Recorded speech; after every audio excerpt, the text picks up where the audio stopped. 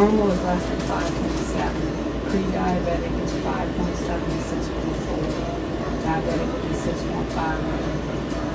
And mine's almost always been under 5. So mine stayed normal. There was 1 month that, or one test, it wasn't a month, but it was one test that I had for 5.8. And that was one in all my life that I, been watching blood work. And it could be a fluke if it's my time. You know what I mean? It could be that you didn't eat or you ate something that day that was high sugar content or something. It could be, that could be diet if you have one. If you get one, it's not a big deal. But if you're consistently reading 5.7 or above, then you're pre-diabetic. And it'd be a reason for you to watch it. Also be a reason. Did you try it? Did you try it? Yeah, it would also be a reason for them to give it to you. Because although I'm not, I think that they mark me as it because I was,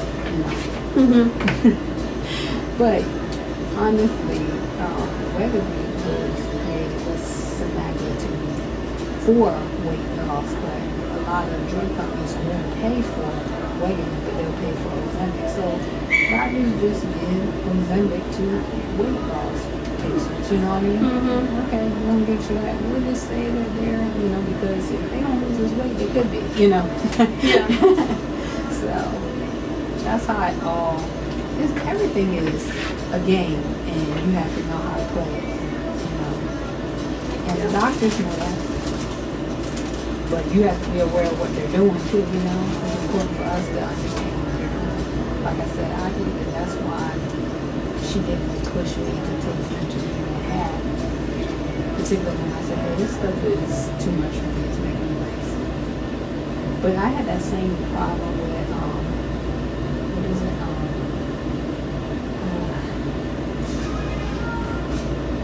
It's one of those pain pills with, those higher ones that you give you like if you have major pain. Hydrocodone? Yeah, hydrocodone. I can't stand hydrocodone. My heart goes racing. Yes. Yeah. So I'm ultra sensitive to medication, so I have to be careful, which is why I'm also debating whether I'm going to do surgery. Because I think I shared with you guys, I lost a friend for no reason. And he went in for nasal surgery. He went in for sinus surgery, and he came out with a bad experience off of the anesthesia. And I think he came out kind of violent, off. And they gave him something to sedate him and stop his heart from putting and stuff. I know that that's a one-off, and I've had surgery since then, but I don't want to put, there's certain things I want to weigh the risk of everything that I do. It has to be well worth the risk. So that means that for me to consider going under anesthesia, and I have to work. But they have the light what you can do this week. My anxiety couldn't handle it. I think I could do that. Except for really you can't do it with tummy anxiety. If I decide I need a tummy tuck, it's going to go there. You get what I'm saying? Because they can't do that. Some people, some can do it without anesthetic. Anesthesia. Yeah, it's like the same thing, like a numbing situation, so you don't feel anything and you're awake. I know my anxiety, I can't handle it. My anxiety, people don't understand that I have like really high. I just handle it. That can drain your energy by itself. No, honestly, I'm just saying, having high anxiety. I've actually,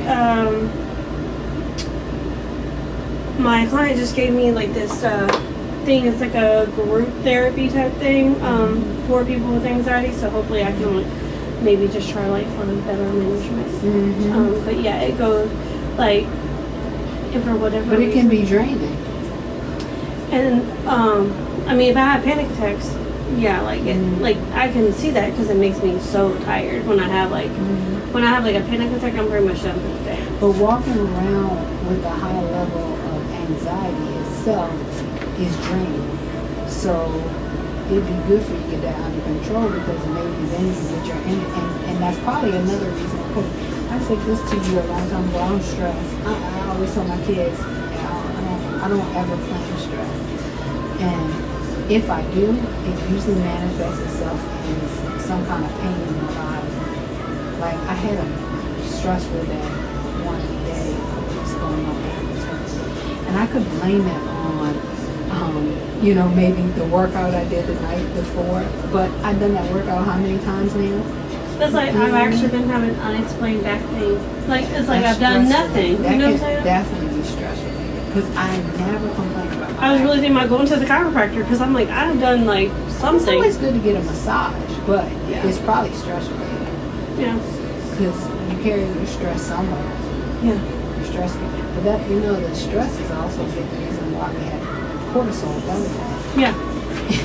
Well, and they don't, like, all this goes together for me, especially because, like you said, I carry the weight and, you know, the stress, weight, and then I stress eat on top of. You notice that my weight is low because I don't have stress. I'm not, it's not stress related, it's just fat related. You know, but when you carry your weight high, and you had, before you did, you used to carry high, then oftentimes that's stress related.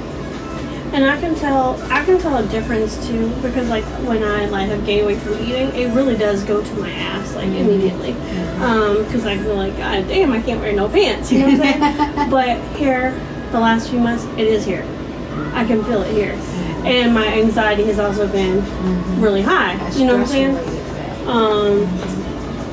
There's a difference. Yeah. That was also one of the reasons why I decided not to go back into another build of all the stress. You know, I mean, fighting with that, not fighting, but arguing with that guy, the owner, to get it together was so stressful because, like, the ceiling tiles were falling in. I don't know if you were there the one day, but it was raining and the ceiling tiles just fell through. Oh. There was, like, so much going on. That in itself was stressful. And then, like, even though I've been less stressed in the transition, like, everything going on with the kids and, you know, there's, like, it's like one thing after another. You know what I'm saying? With them. And then sometimes the stress itself causes you to eat more too. Yeah. So, you know, that's what I'm saying. So a lot of the reasons why I didn't have new energy is my fat is not the typical fat. Yeah. You know what I mean? I'm not a stress eater. See, I'm more likely to not eat if I'm really were stressed. But I really just set in my mind years ago to not accept stress.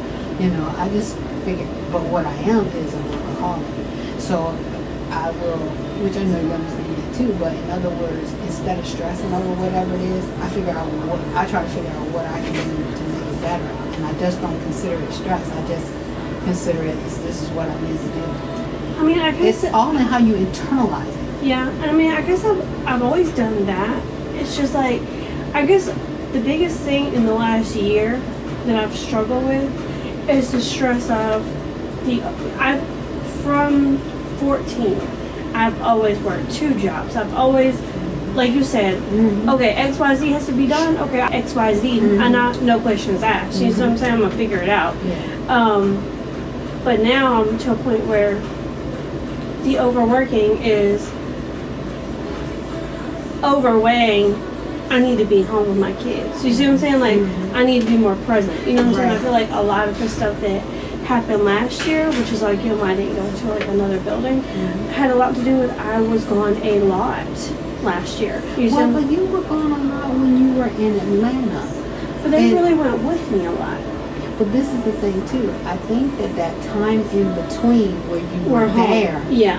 is the difference. Yeah. Oh, I definitely agree. You get what I I'm definitely saying? agree. Because that's what makes the difference for you and for them in how you look at it. Because I'm pretty sure there was a good amount of time that you were gone when you were working in the city. Yeah. And now you were working closer. Yeah. But you might have been spending hours, but you did hours in Atlanta. Yeah. You did. I mean, I do think the being home part, because we were home together for, Which again is perspective. you know, yeah. It's perspective. So it's how they internalize the change and how you internalize the change. And that's what's made it stressful. But I feel like they. I mean, I feel like They're they at different consistently, huh? They're at a different age. But even at their different ages, I feel like they're still consistently saying we need more time with you. They're at a different age. They need us. You know what? We think the kids need us the most when they're younger, but through those middle age years and things, that's when they really need you. Well, that's right. When my I feel son, like you need more now than you did now. huh? And the older you get, sometimes you need Yeah. more, you know. And it's like when my son was in the hospital, he was still out of it. Like he was like saying like, Mom, I just want to go home and watch a movie with you. I know that's his internal feeling saying, I just want to spend time with you. You know what I'm saying? And I'm just like, I mean, no one could have ever planned what happened at school. You know what I'm saying? I mean, I don't even think that even if I was, I know you took the shop out of the house for a reason, but do you ever consider that that wasn't what you needed at this time? I don't know. I mean, I felt like I still feel like I need separation as far as like client wise. You know what I'm saying? Like, I